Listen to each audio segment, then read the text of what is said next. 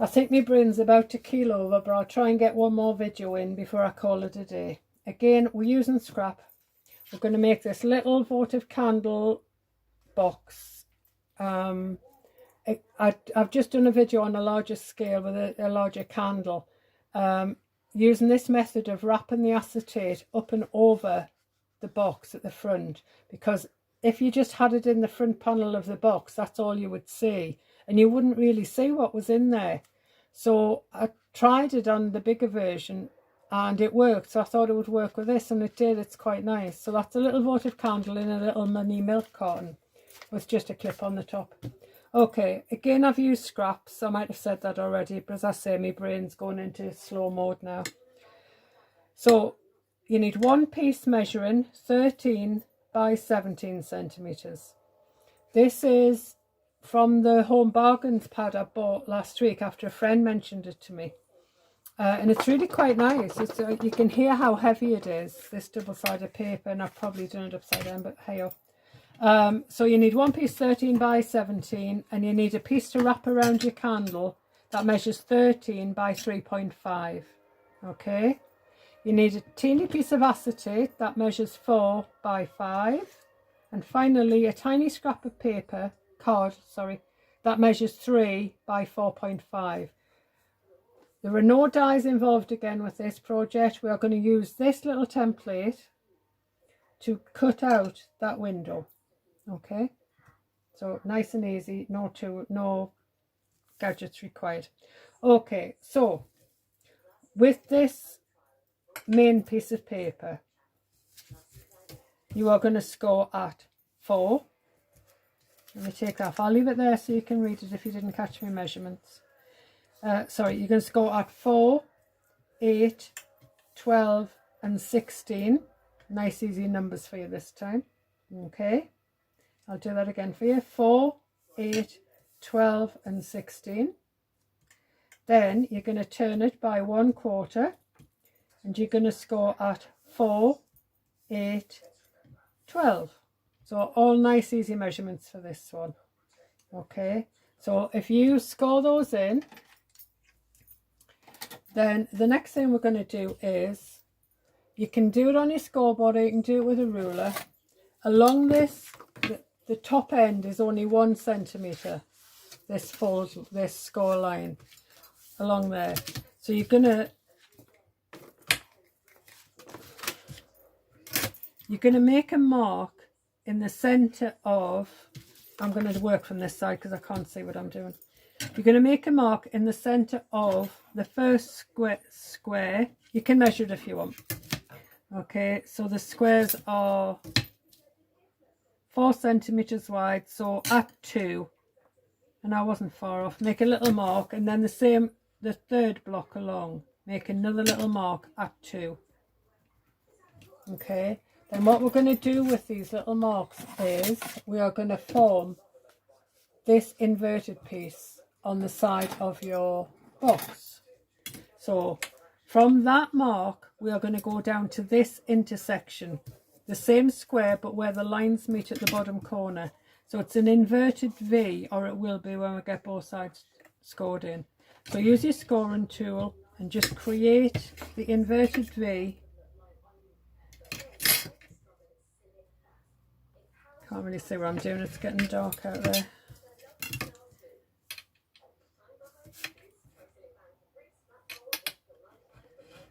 If I put the overhead light on, it just glares off everything.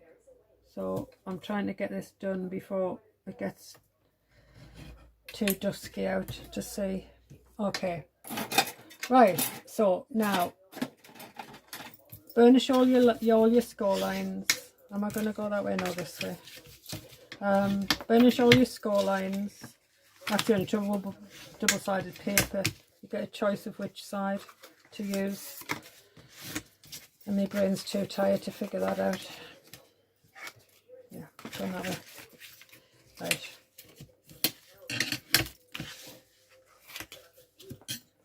It really is nice quality paper, this.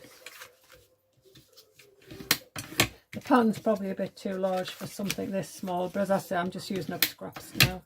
Got loads of scraps in my wallet.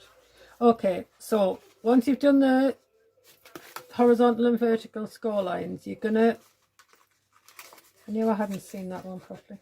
You're gonna fold on those diagonal score lines you made. I'm just gonna reinforce that one because I think I've gone off a bit.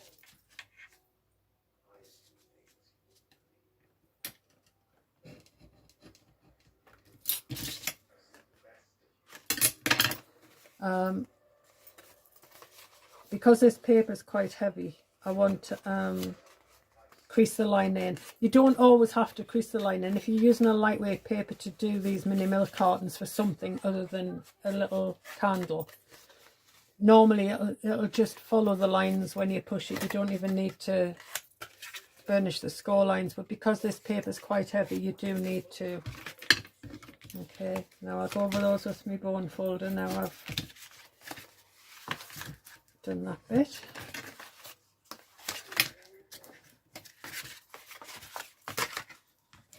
Right, so that's all my score lines burnished. Right, the only parts we're going to cut off is this very bottom corner tab.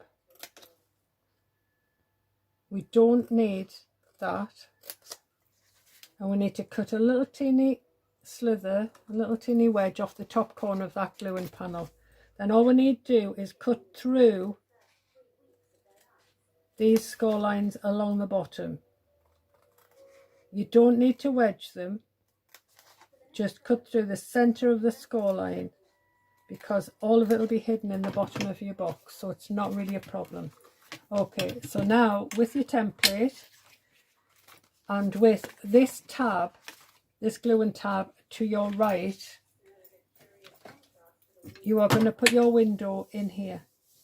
Okay, I've done it wrong so many times. That's how I know. Because if you get confused and end up with that tab at that end, your window ends up in the back or the side. It just doesn't go where you want it to. Right, so what you're going to do is put it centrally in this center panel, the second one in, but take it up in above the score line. Okay, you can't take it up too far, or you will be able to see that it within the box. It will show inside these corners. Okay, so don't go mad, don't go up too far. I don't know if you can see properly. There, I've gone up, well, about 3/4 centimetre, but it's about 1.5, maybe even 2 centimetres. No, about 1.5 centimetres over into the next panel. Okay, now I've put a bit of glue on the back and I've glued it in position so it isn't going to move. I need to change my craft blade, but for one more, hopefully it'll go for one more. So all I'm going to do is use this template to guide my craft blade to cut out this aperture. The light's getting really bad now. I'll get it finished. It's not long to go now.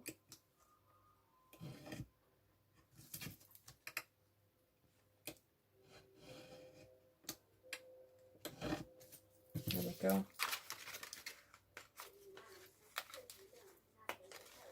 There we go. So there's our aperture cut. Now I always use my 3mm tape when I'm using acetate, because if I use glue anywhere near the acetate, make sure you flip it over so that you have it on the inside. If I get glue anywhere near acetate, I get it on the acetate. I don't know how I manage that somehow, but I always do. So I try and avoid glue anywhere near acetate. So you're going to run a little border of your double-sided tape or whatever you're using right around the edge of that line, and it's literally just within the score lines of the panel. Okay, as is your acetate. So burnish down your tape, make sure it's nicely burnished down, because it helps you release the paper from the back. I use an old craft knife, but I use the back of it. I don't use the bladed side, I use the back of the blade to get underneath the carrier paper. My brain is definitely keeling over now. I don't think I've burnished that down so well. There we go. And the reason I always leave the sticky pad on the acetate is so I can find it. I lose loads of these pieces of acetate. They turn up again, but never when I need them. Right, so as I say, this is tight. I probably should have done a smaller aperture so that you didn't have to fit your acetate in between the two side panels, but it works. It works. Then burnish your acetate down as well, particularly because we're going to have to fold it to reinforce that line along the top of the box. Be gentle, you don't need to put any pressure on it, just a little, so that it's going to take the bend of the box. Okay, almost home. Next, we're going to put glue down your gluing panel.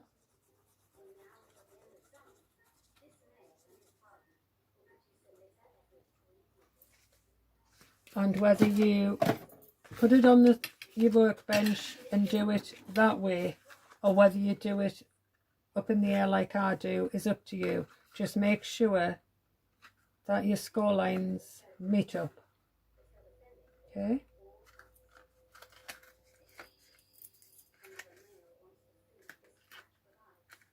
And now I'm going to just go over that with my bone folder to make sure the glue is well spread and any excess comes out.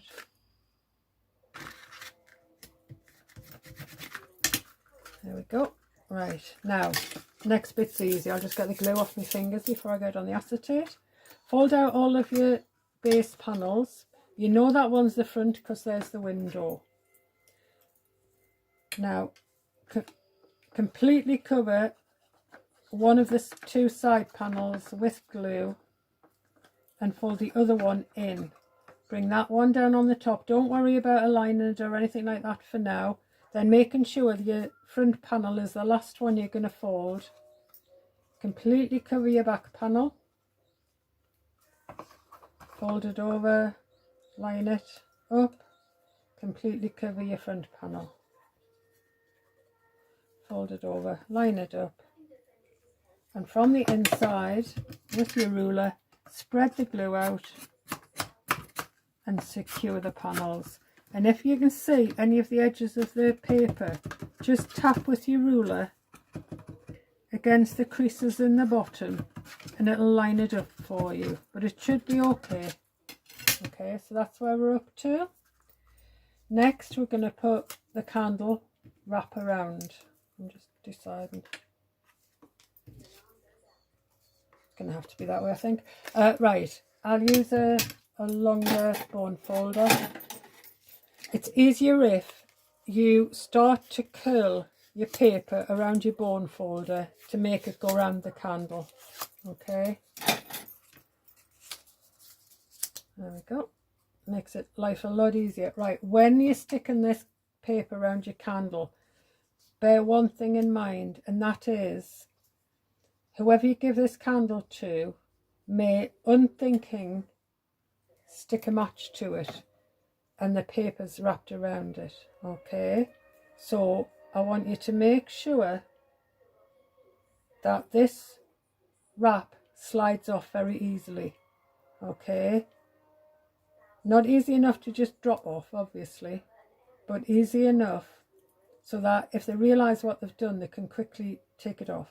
Okay, and with a bit of luck, as they pick it out of the box, it'll slide off anyway, and it'll remind them to take it off, because obviously lighting a candle with paper wrapped around it is not a good thing. So there you go, there's your little candle that goes inside your box like so. I'm just going to borrow that clip from there. Literally just push in your sides where you've done the scoring. Sometimes you might have to reinforce that vertical horizontal line that way, because it sometimes tries to bend in at the same time. There we go. Then meet up the two ends and then reinforce that crease in the middle. and you're good to go. There you go. I think they're really sweet. Yeah. Okay, good to go, finished.